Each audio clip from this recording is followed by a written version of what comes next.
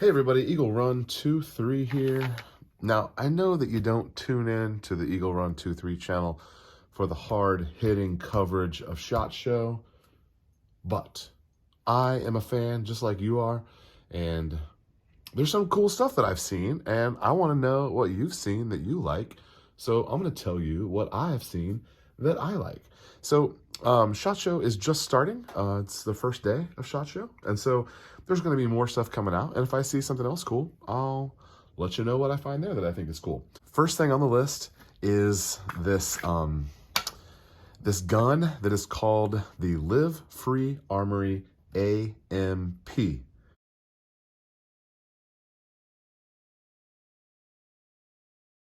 want to make sure I get that right. LFA, Live Free Armory, AMP. And the AMP, I believe, stands for Aluminum Match Pistol. I don't know why they're throwing the word match in there, because it's not like a competitive style shooting gun, like a competition gun. So I don't really know why they're doing that with the name. But anyway, that's what it's called. If you want to Google it, and actually I have a picture here that I'll show up on the screen.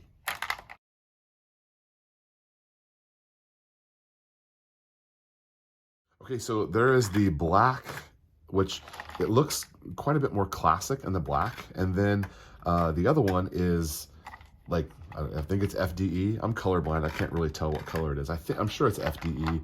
It could be green. But anyway, that looks pretty stinking cool as well. And here's the cool thing about this gun is that it is basically an aluminum frame Glock. And this Glock clone stuff is just so stinking cool. I'm just in love with it. Never owned a Glock, but now I have some Glock clones, and I really like them. So this AMP is really like a continuation of some of the stuff that's going on in the 80% world. Now, I don't think that an aluminum frame will ever be available in the 80. I mean, that would be cool if it was. I guess maybe I need to buy some tools in order to do that. But anyway, you'll probably have to buy the frame with an FFL, which is fine if that's what you want to do. But it is an all aluminum frame. It's got a Glock slide, and the internals are Glock as well.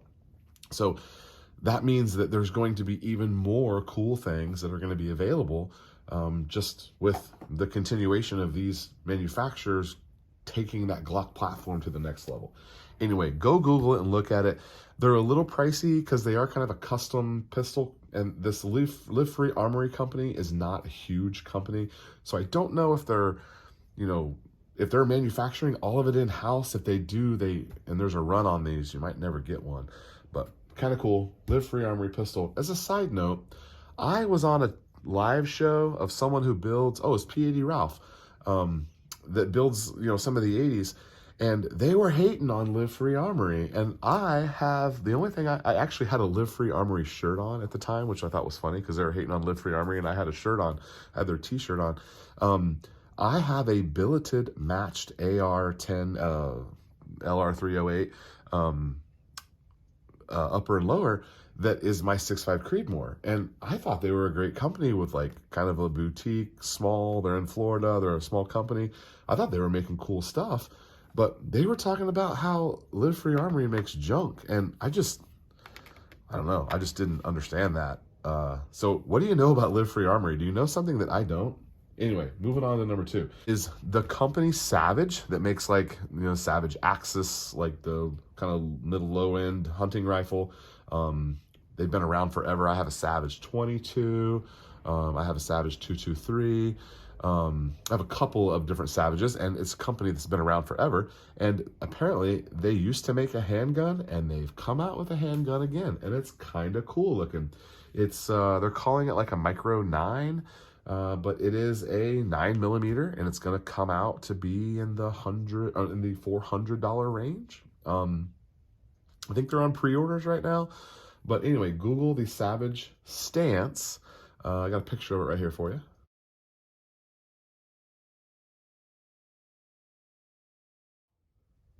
So it's the Savage Stance. It's kind of cool looking.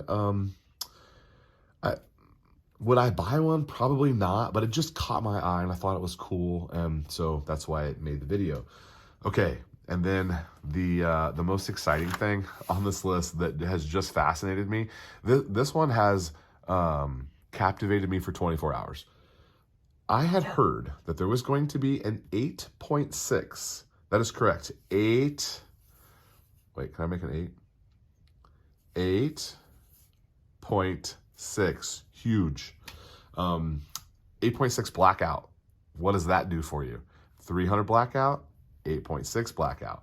The big thing here is that this is the 300 blackout for an AR-15 platform, 8.6 blackout for the AR-10 platform or LR308 platform.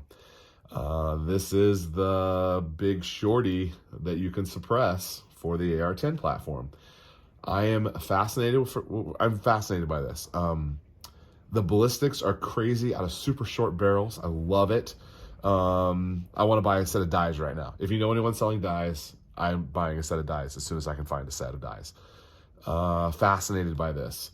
And we're actually going to talk more about this because I'm getting together some more information. Apparently Faxon, which I'm a fan of, I have their barrel in one of my ARs. Apparently Faxon is making a barrel, and listen to this, it's 1 and 3 twist. That is super tight.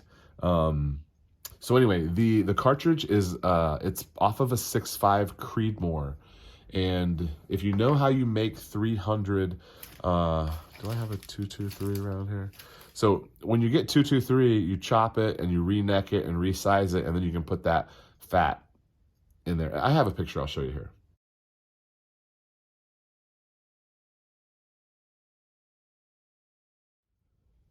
So basically that's how you make the 8.6 blackout. It's a 6.5 Creedmoor. You chop down a 6.5 Creedmoor, you resize it and neck it, and then you can shove a massive 338 bullet in there. And some of these things that they're shooting are freaking heavy, 200 grains and bigger.